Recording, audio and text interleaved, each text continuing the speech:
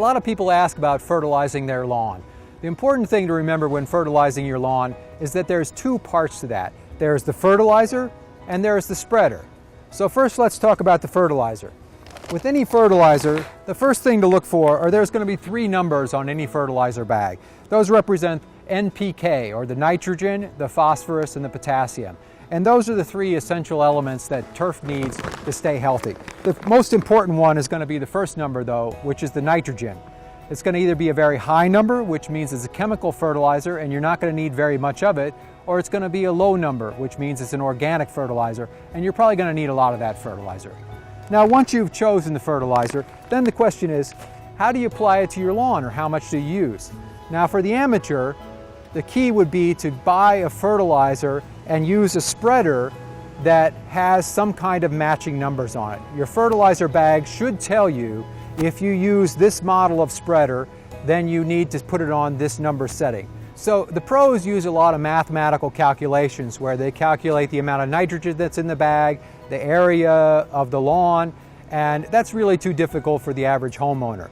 For the novice, the thing to do is to make sure that you buy a fertilizer that has a number or a setting on it for your particular spreader.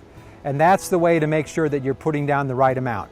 Now, there are two basic kinds of spreaders that you might want to use for your lawn. One is called a drop spreader, and just like it says, when you push it, the fertilizer that it's in it drops straight down between the two wheels. Now, obviously that's going to take a lot of passes, and you're going to need to be fairly precise in how you overlap those passes so that you make sure you don't get green stripes in your lawn. The more popular model is the broadcast spreader. And just like its name applies, when you push this spreader, there's a wheel that turns around and it throws the fertilizer out over a large area, or broadcasts it. So this is going to take a lot less passes for your lawn, and more importantly, it requires a lot less precision because it's spreading it out over a large area. Now, we've already talked about matching your fertilizer to the setting on your lawn.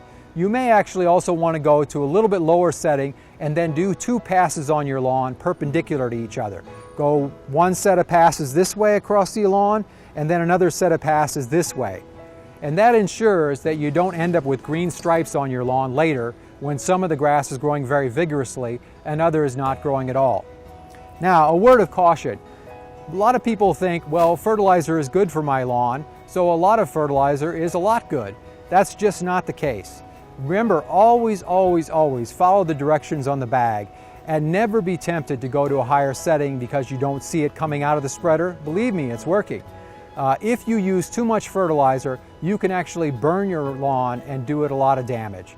So always follow the instructions on the bag, match your fertilizer to your spreader, and do two passes perpendicular to each other so that you make sure you get good coverage on your lawn and don't end up with green streaks a week or two later when some of it starts growing. And one last word of caution.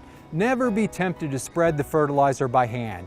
I know that's a temptation if you don't have the spreader, but believe me, you're going to end up putting down too much fertilizer and it's going to burn or kill your lawn.